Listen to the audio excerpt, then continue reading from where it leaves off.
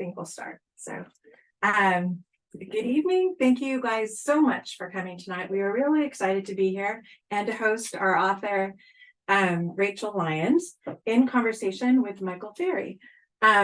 Rachel hails from Western Massachusetts, I believe originally from Brooklyn. So I don't know how far you had to drive here tonight, but hopefully not too far. She is a critically acclaimed author, and her first book, Portrait with a Boy, was a finalist in the Center for Fiction's first novel prize. Her new book, Fruit of the Dead, has earned starred reviews and glowing praise. And I wanted to read, in case you hadn't read a couple of these reviews, I'm not going to read you all of them because there's many, but I wanted to read you a couple that were, I thought, really amazing. This one says, Ancient Greece meets Succession by way of Emma Klein. Fruit of the Dead is a deliciously dark examination of agency and power and the savage complexity of the mother-daughter bond. That was Ruth Gilligan, author of The Butchers. Amazing.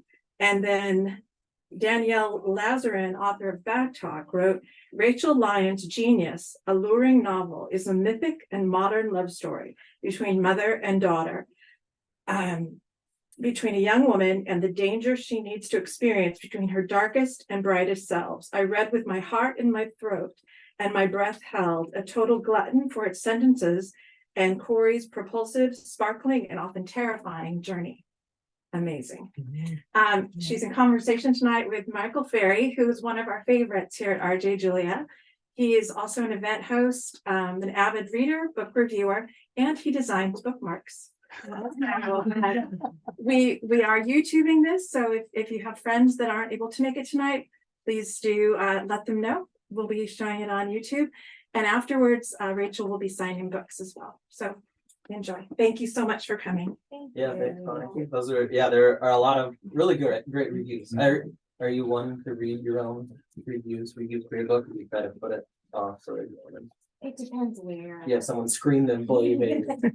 I read I read some reviews, but I blocked Goodreads on my phone and my computer. People can be very mean on Goodreads, so I haven't read Goodreads reviews. Yeah, so among the praise, I noticed when I got here to the store today, one of our staff selected Fruit of the Dead also as their favorite book. So if you want to read more praise, there's a section downstairs. That's very sweet. I've read Fruit of the Dead. I read it 1.5 times. I got through. There was a particular piece at the end that caused me to to go back and see I missed something. Well, maybe we could talk about that later. But it's I'm so curious what that was. Wonderful book. It was one of those within the first few pages of Fruit of the Dead, I started to think what else has she written? So I picked up Self-Portrait with Boy. I jumped right into that also, and actually I had to put it down tonight when it was time to come here for the event. Yeah, so I'm excited to read that one and finish it also.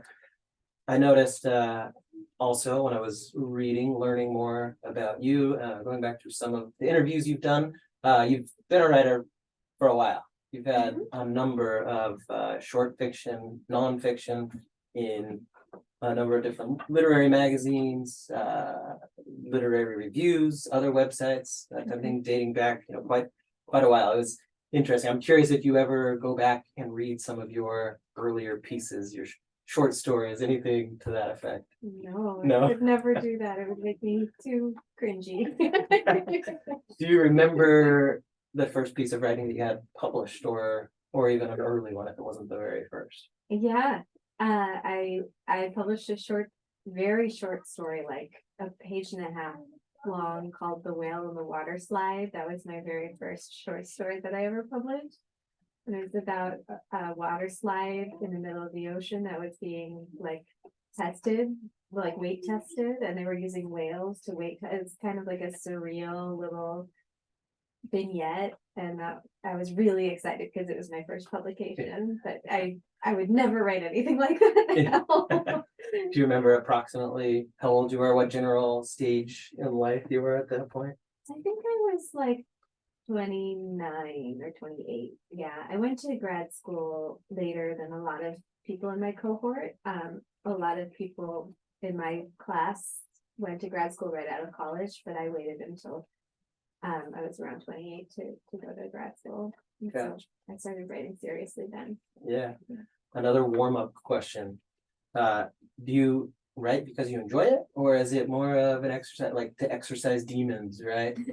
Some writers, just really love writing. Others say it's like it's torture, right? But where does it fall? Somewhere in the spectrum for you. Oh, I love writing. I really love it, but it is hard. I think somebody once asked me, I thought it was a little bit of a rude question at the time, but I think of it now a lot because I think it was actually, he was really onto something. He said, do you write because you have trouble articulating things in the moment?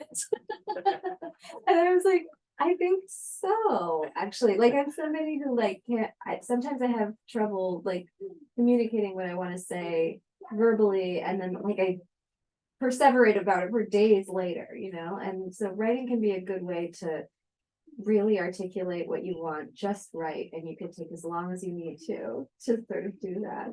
Yeah, that sense of like you have an argument or a discussion, like the next day, you're like, oh, I should have said that. Yeah, exactly. Yeah. Stairway thoughts. Very good. Let's start our discussion about Fruit of the Dead. I've got more questions that center around writing and some of the maybe more personal questions, but let's talk about the book. Okay. Fruit of the Dead. The book was marketed as a modern twist on the tale of Persephone and Demeter. Mhm. Did the story originate in that manner? Did you set out to retell this story, or did it begin as something else that you maybe noticed a similarity to that story? It was the latter, yeah. I was working on a piece about a young woman becoming involved with her older employer and the sort of tangled, power dynamics of that scenario. It was the early stages of the Me Too movement. I was really curious about power and relationships and exploring that. And I worked on it for a couple years before I started incorporating the Persephone myth.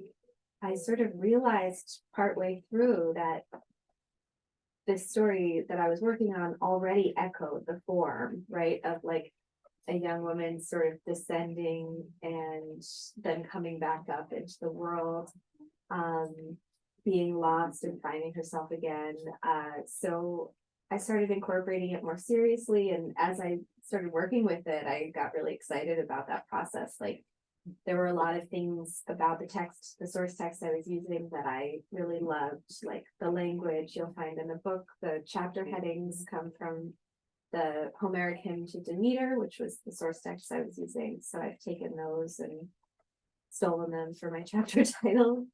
And there are other things too, yeah, like strange little detours in the myth that I found really fascinating. And it was a fun challenge, creative challenge to work with those. Yeah, excellent. I wrote down that question and then I read some other interviews where you alluded to that. Mhm. So I really thought that was an interesting point. I also thought there was one comment I think that you made that this power dynamic, this kind of like abuse of power, you could call it, authority, has been happening for so long that Yeah. you thought it was an interesting way to like kind of to tell that, right? It's been ever since ancient Greece, or probably before. Right. That's been the case. Yeah. Yeah.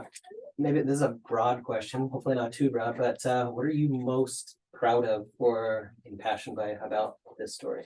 Fruit of the Dead.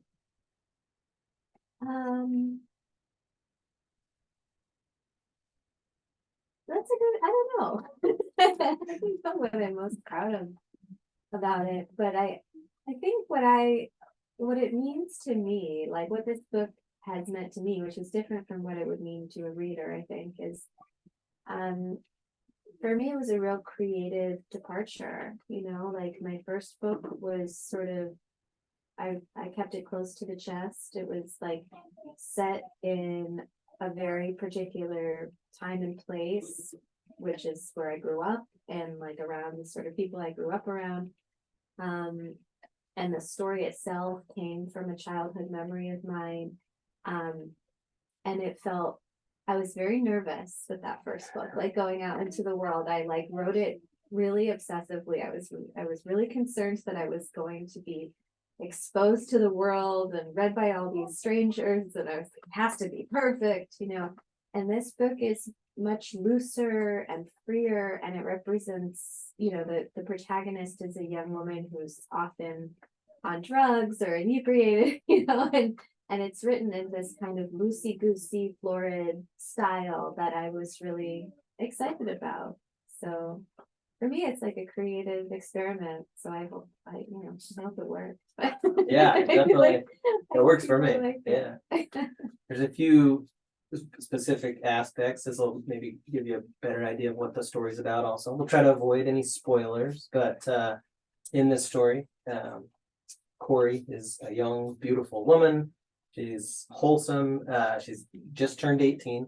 She's approached by Rollo Picasso, the villain, right? He's a figure that's repulsive in so many ways. He's giant, he's bulky, he's somewhat sloppy, he's crude. There's like nothing that you write that's appealing physically. He's also pretty pushy, but he's powerful. He's got He does money. have a good head of hair. He's got a great head of hair, but that's about it. Right? Apart from that, you know, he's just wealthy and he's pushy and he's powerful. But is there a particular significance or message that you wanted to convey in describing him as this in the way that you do?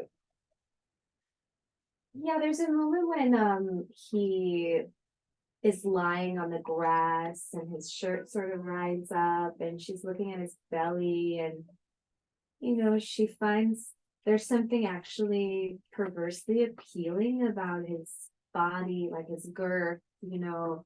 She's like considering how it represents consumption, like his hunger and his willingness to like gorge on the world around him. I think that's something that she is really attracted to, not sexually, but just for herself, you know, spiritually. She also wants to sort of like devour the world in this way and to have that freedom and that license, which I think young women in our world are sort of discouraged from having, you know. So it is very appealing. It can be very appealing to like see someone who makes no apologies for, you know, just Take gobbling what he it up. wants. Yeah, gobbles it up. Whatever you want. That's a good way of putting it. Yeah.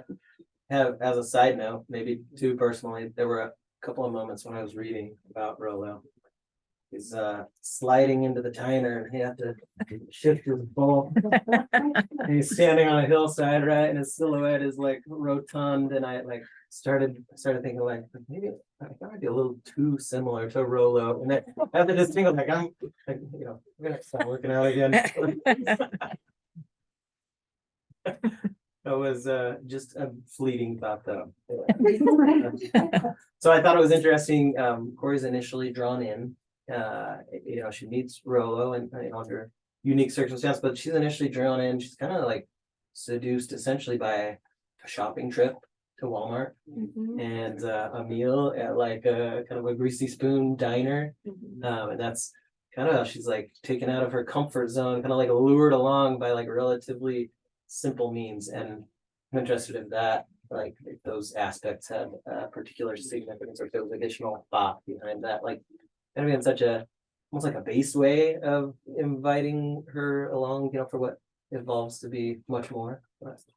Yeah, I mean, again, I think a lot of her seduction, you know, comes from this desire to consume. Like she's a kid, she's only just turned 18, and like it's fun to be bought little presents and to be fed delicious food, and like she has a milkshake, like food that her mother doesn't let her have usually. So she has like a milkshake, she has like a, you know, a donut or some piece of pie a la mode with, it's really like over the top, this meal at the diner that they have. And for sure, I mean, if you think about like how would you seduce a kid, like what does that mean, right? Candy. Yeah. Exactly.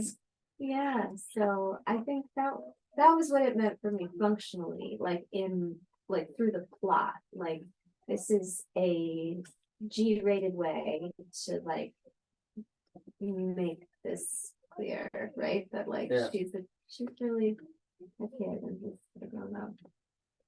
Another interesting thing that I noticed pretty early in the book was that the sections with Corey and Rollo, they're written third person.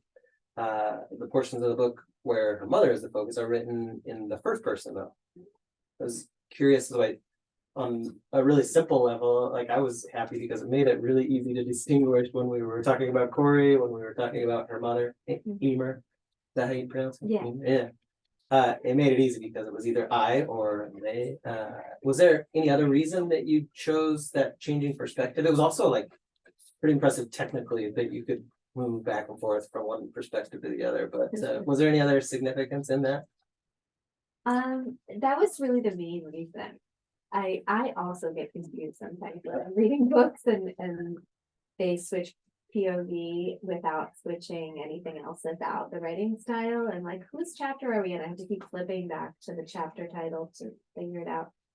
So that was a big reason why I changed the voice in that way. I also sort of liked the idea that Emer could theoretically be telling Corey's story, right? Because it's from her sections are in first person, Corey's sections are in third person, and there is that kind of implication if you read it that you can read it that way, that like it is actually kind of her story, and she's the third person narrator of Corey's section. It's never explicitly said, and it's not possible, like given where she is at the times that Corey's doing what she's doing, like it's just not possible. Yeah. But I liked it theoretically because the function of Emer in the book for me is to give the viewer a sort of a vicarious, third person role in the story, to watch what's going on and worry about this protagonist and kind of love her and understand what's happening better than she can. Yeah. So having that mother figure like outside of the daughter figure to tell the story in the first person and invite the reader to become part of the story. All that I think has to do with that choice. Yeah, and it gave it you hear Corey's perspective and recollection of the things her mother told her, like when they're in the diner, like my mother would never let me eat this. You also see it's very apparent that Corey's at maybe a rebellious stage, but also like she does have a huge amount of respect and love for her mother, but then having the setting that along with Emer's perspective kind of give the story more depth, right? It's like you know you're going on. And I thought while so much of the story focuses on Corey and Rollo and their intertanglement, we'll say, but Emer also has a pretty fascinating story. She goes through a pretty dramatic transformation during the course of the book, and that's again where like I don't want to give or spoil anything, but like she goes through a pretty dramatic change through the course of the book. Is there anything that has particular significance in Emer's story, like as she moves through this story? Yeah, so in the myth, Demeter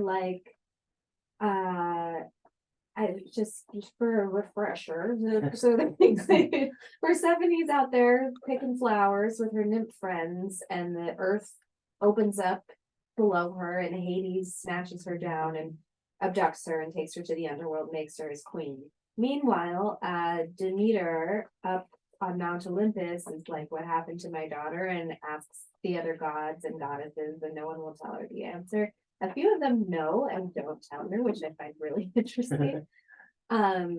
So she goes nuts. She drops everything. The earth goes into famine because she's the goddess of the harvest and she's not doing her job anymore.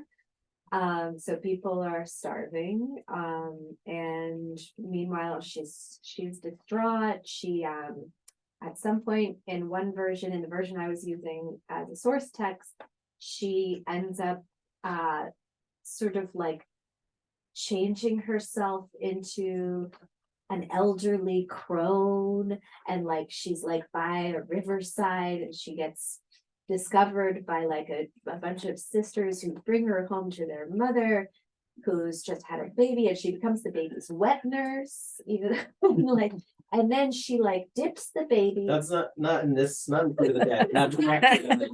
This is in Yeah. the myth that I was using on the source text. Yeah, Yeah. she dips the baby in fire to anoint him and make him immortal. But halfway through this immortality process, the mother comes in and is like, "Why are you trying to burn my baby?" and gets really angry at her, and they have, so he's only half immortal. But anyway, it's like this totally weird, like, detour that the story takes. And as I was using it as the source text, I was like, how on earth could you make this work in a novel?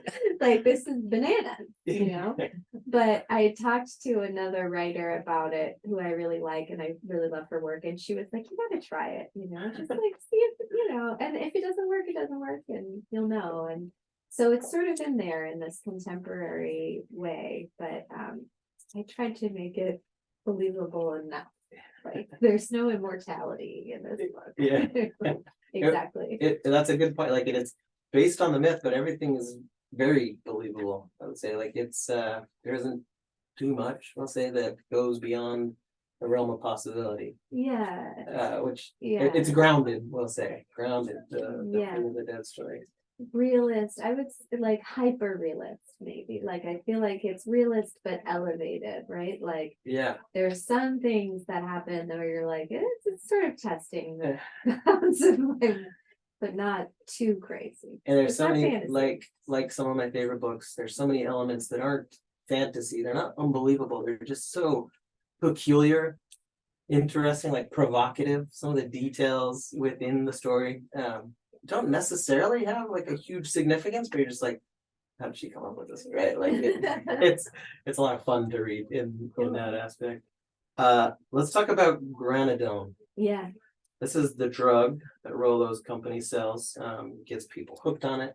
They get sick. Rolo's the villain again, right? People die. It's a problem. Eventually, Corey has a sample. She gets hooked, and that contributes to some of her subsequent bad decisions. Curious, like, is the main purpose of granadone, of this drug, trying to speak to addiction and drug abuse itself, or does it represent something more, something broader? Well, going back to the myth, right? So while Persephone's down there in Hades, she eats 6 pomegranate seeds, and by some mysterious mechanism, that binds her to the underworld forever. So when her mother comes to get her, Hades says, unfortunately, you know, she's already had these pomegranate seeds, fruit of the dead. So she can't return 100% of the time to the surface of the earth. So I was thinking a lot about like what kind of, you know, edible, like what could that be, right? In like today's world, what would that be? A something you can eat that would also bind you somewhere, keep you somewhere. And for me, you know, in my life and like for people that I know, I feel like that those things are drugs, alcohol, like you can become sort of beholden to a place and stay for too long in a space that you probably shouldn't be in, you know, just by virtue of becoming sort of dependent on something like a drug. So granadone was sort of invented that way. And you'll notice it's like little and red and looks like pomegranate seeds a little visually. I didn't make that connection, but that is yeah, they're little ruby gel caps. But it's also like it's not a realistic drug. It has qualities that are sort of like opioid in character, and it has qualities that are sort of psychedelic, but it's not really either one. It's like just a fictional drug. Yeah. In one moment, like Corey asks Rollo, right, is it addictive? And he's like, well, lots of things are addictive, right? Chocolate, pomegranates, I guess, you know, alcohol. Is there any, I guess, is there any merit in that, or is he just like he's kind of just making it up so that she'll try it, right? I think there's Exercise, right? People get addicted to exercise.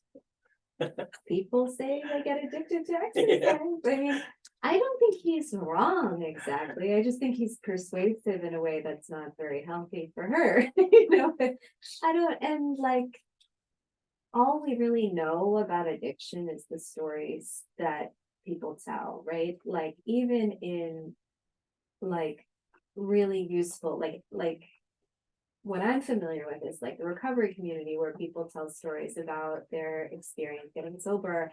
And it's really healthy to like create a new narrative that like helps support a way of living that works better for you, right?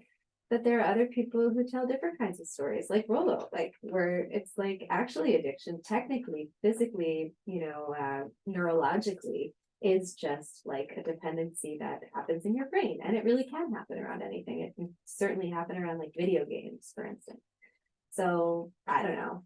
I mean, I don't think anyone actually has the answer to that. And that's part of what I find so disturbing about, addiction. It's like there is no answer.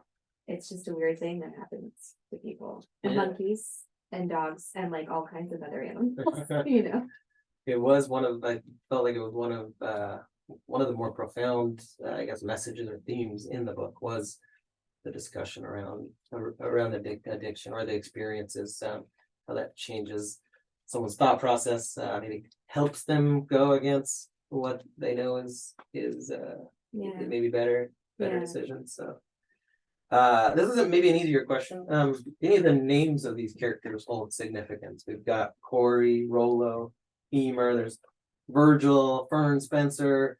One of my favorite, one character has a nickname, Honeyball. Yeah, It's an interesting character. Any names in the book have particular significance or hold a special place for you? Or? Honeyball is a little bit named after a real person that I knew. So Rollo Picasso is one of the oldest names in the book in terms of the process of writing it. That name came from an earlier draft before I started incorporating the myth at all. Originally he was a writer. So his first name, like he's named after a candy. Like he's like delicious and like seductive, and there's like a caramel center, and his last name Picasso comes from the Spanish word for raven or magpie. I think it's like a bird that collects things, shiny things.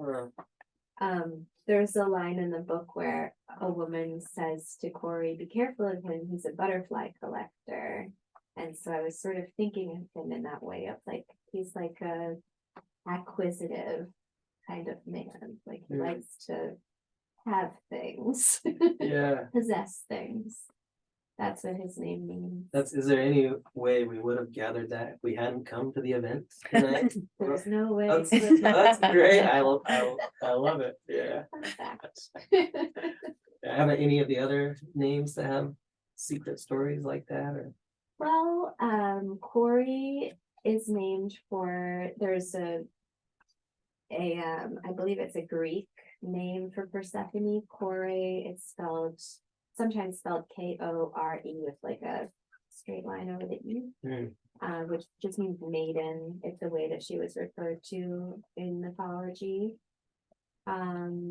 So that's a sort of Americanization of that word. And then Emer is named for Demeter, which like to me sounds the same. It's just like a way of a name to give her. I knew someone in grad school who had the name Emer, and I always thought it was a really interesting name.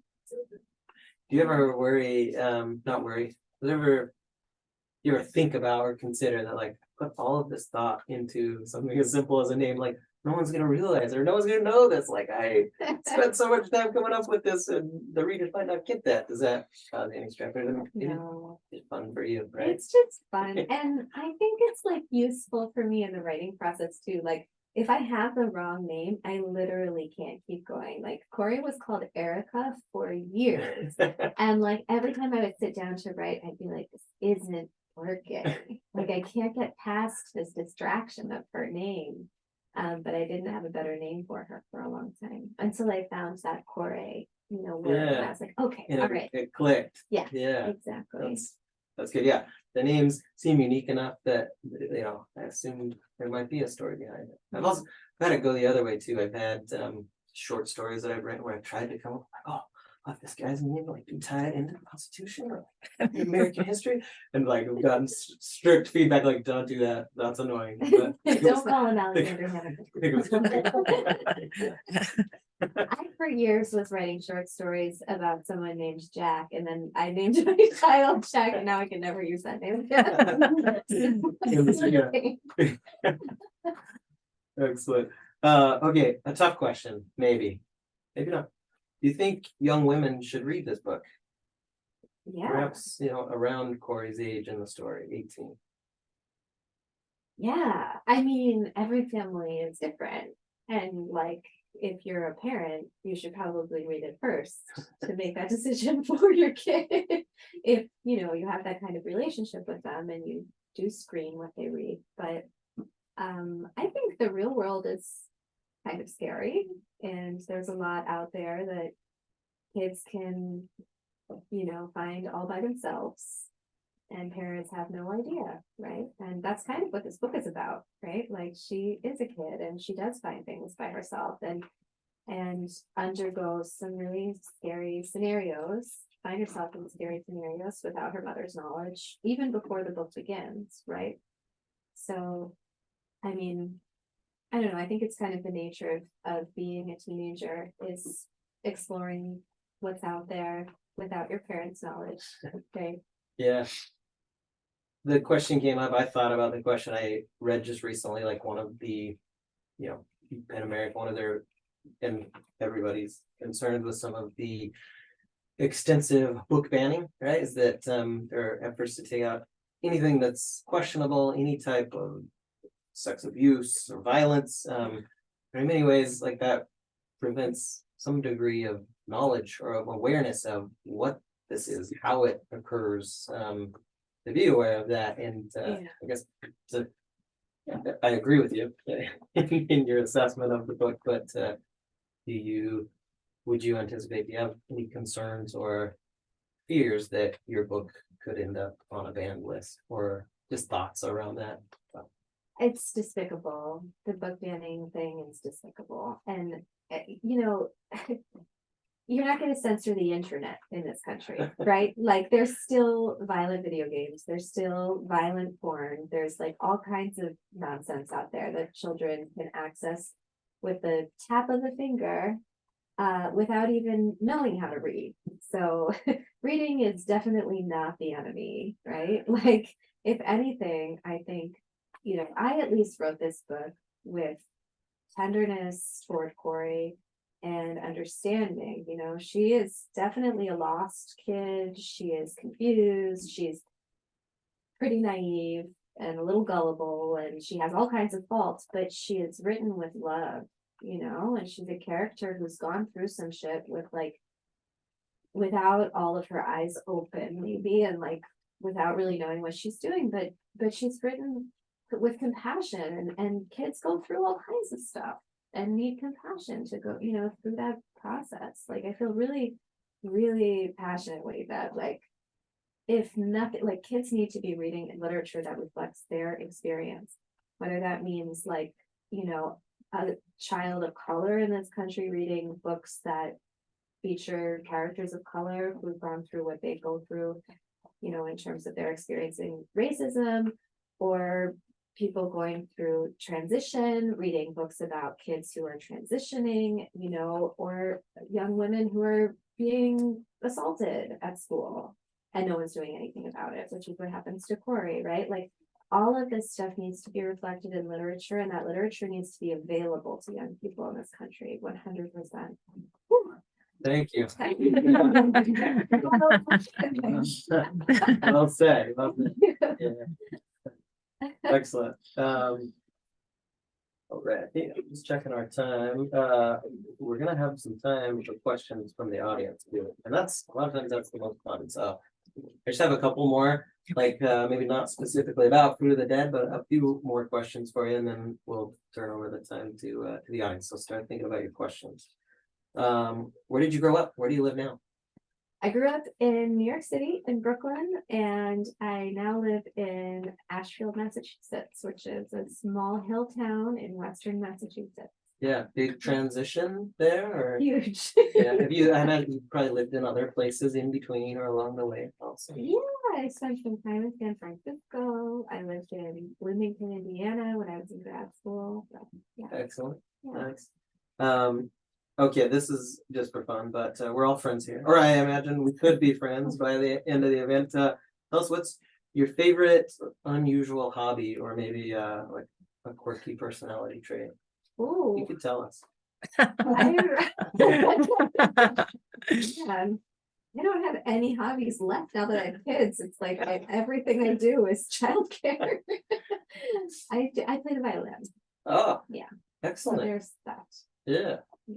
Wonderful. I don't know if that counts as, embarrassing or quirky, but very impressive. Have you done that for for a long time, or is it something you picked up more recently? Yeah, it started when I was 4 years old. Yeah, Yeah. excellent. Mhm. You talk about with kids, I think I've picked up more quirky habits and preclusions since I've had Like kids. what? I'll tell you, I can share this with everybody. My kids got really into Pokemon, like the video games, like video games, cards, all sorts of stuff. Yeah. Which I grew up after that phase. But when they started getting into these little collectible cards, I was like, you know what? I'm gonna be the best Pokemon collector ever. Like they're gonna think I'm so good at this. I did. I started a Pokemon collection, so they'll pull out their binders with all their different cards, and then I've got my own that I keep hidden when company comes over. But as soon as they leave, I'm like, you Are trade they them. impressed by your They're collection? very impressed. Yeah, That's- they're that's jealous. cool. They're jealous. But and then designing the bookmarks also was a long story, but. Awesome. It's a different event. All right. Okay. The last questions I wanted to ask you, reading a recent interview with Leslie Jameson on Lit Hub, which is really, really exciting. If you just probably come up even if we just look up your name later, right? Rachel Lyon interview. But a couple of things that I enjoyed in that interview. One of the things you mentioned was with motherhood, making you feel like a helpless screw up failure on the one hand, but on the other hand, like a pure, almost divine spring or fountain of love. I was curious if you had any other thoughts about that. How dare you take that out of context? It's kind of in context, I right? know, I'm totally, yes, it's totally in context. What was the question? There wasn't a question. Not a question. Just an interesting point. Yeah. Yeah, I was really curious about this sort of like ambivalence that I was experiencing in motherhood and still do. Like my kids drive me absolutely crazy. I can't, especially now the older one's 3.5, which is like the most demonic age yet. And I can't stand him, but also I love him absolutely more than anything and would like die for him in a minute, so it's bananas. It's really bananas. Excellent. Another, so from the same interview, this one actually has a question attached to it also, but you talked a little bit about self-doubt, both in your work and your motherhood. You got over some of that with your first book, as far as writing, you got over some of that self-doubt. But then you talk about this poisonous, or how poisonous this certain kind of self-doubt can be. What else can you say about that? Like how to get over that, or how it affects you, or how to get past that self-doubt? Ooh, well, I don't think I'm fully past it, but what does help, I think, is being in community with other writers and people who are going through what I'm going through, whether that is actually a community of mothers. Like I have other friends who are moms and I can bitch to and they can bitch to me and we can like be like, this is crazy, right? We're all in this together, yes. And also a community of writers that I share my work with and they share their work with me. And sometimes we give each other feedback and sometimes that feedback is it's not working, and here's an idea for like how it might work better. And sometimes the feedback is, you're amazing. Like you did it. You made me cry or laugh or whatever the thing is. So I think that's my only solution to anything, really. That's great, is yeah. community. Good word of Yeah. wisdom, yeah. Thanks for Mhm. sharing that. Yeah. Are you open to a few questions from Yeah. our audience? Who has a question for Rachel Lyon? It's the first question always takes a little while to formulate. You know, either about writing style, about her as a person, about the book, or if anyone's read Self-Portrait with Boy also. I have one. Yeah. I was wondering, did you see the musical Hadestown? I did. And what did you think of their version of the Um, myth? I saw it as research, and I'm not a musical theater person. So I was a little like, this is not what I'm trying to do. It's Mhm. really campy, Mm, and there's like a lot of characters, and they're all, they're cute. They hew very closely to the world of mythology while like kind of updating it in this new style kind Yeah. of thing. So it was not actually my cup of tea, but it was really interesting to consume as like a, once I realized I was doing a contemporary retelling, it was like, okay, well now I have to watch these. So yeah, it was it's interesting. for Yeah, sure. yeah. Yeah. Got another question for you. What was the most challenging or challenging part of bringing Fruit of the Dead forth, and what was maybe your favorite part? Whether it's a part of the story or just the process in general. Yeah. The most challenging part of the process was the final revision. So once initially this book was written in 3 sections. The first section was from Corey's perspective, the second section was from Emer's perspective, and then there was a third section that rolled them together. And I thought that was like a cool and radical way to structure a book. And when we submitted it to my publisher, they were like, how about we interweave these sections and do like a alternating narrative kind of thing. Sounds and challenging. I was resistant to it at first, but then I tried it and it did really make the book more sort of suspenseful and propulsive. And so that was a big undertaking, and it was a lot of work to make it work. Like specifically like the logistics of time, Yeah, right? yeah. Like one character, something would happen and a week would go by, and then another character, it would be 2 days, and then I'd have to like compensate for that in the text, and it was really confusing. But it was a really cool process. Yeah. Excellent. Yeah. Yeah. Any other questions for Rachel? Are you working on a new book now? Yeah. Hey, it's fun. And are there any hints? This one is also like structured in a very particular way where it's in reverse chronological order is what I'm trying to do.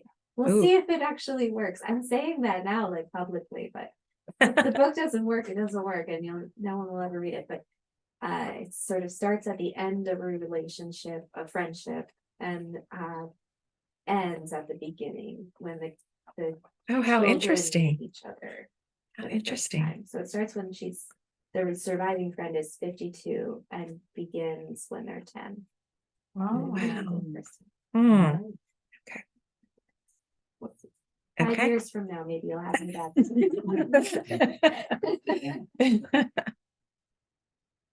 Rachel, have you ever imagined this as a movie, like when you were writing it at all?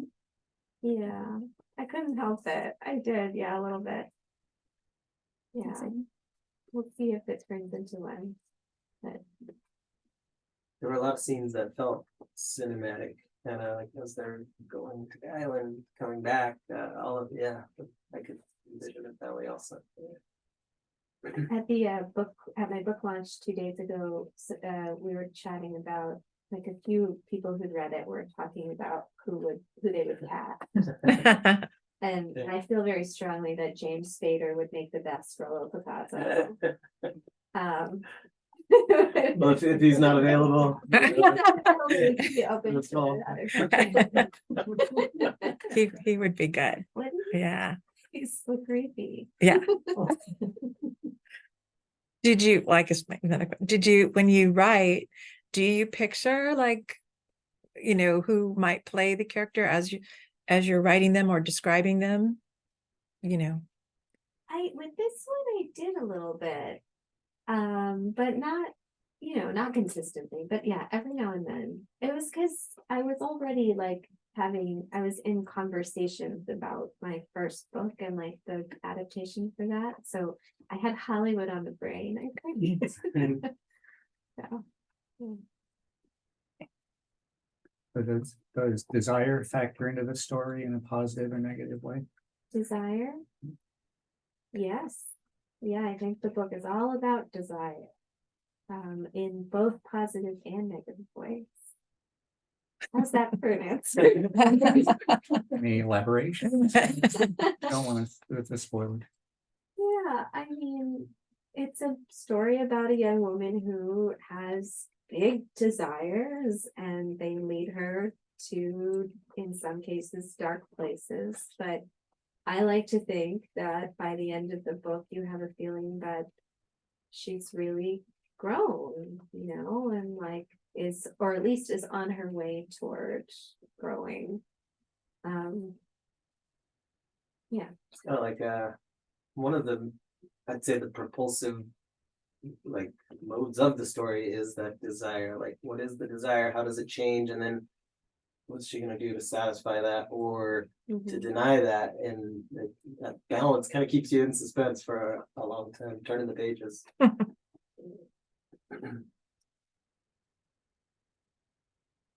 Okay. All right. Well, I think that was an absolutely amazing discussion. Thank you so much, both of you. It was well done. And thank you guys very much for coming.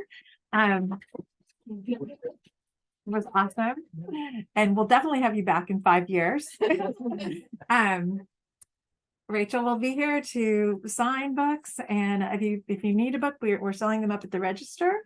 And thank you, Michael, for being in conversation. You were wonderful too. So, Yeah, thanks and for coming. thank you for coming out on a rainy night. So, all right.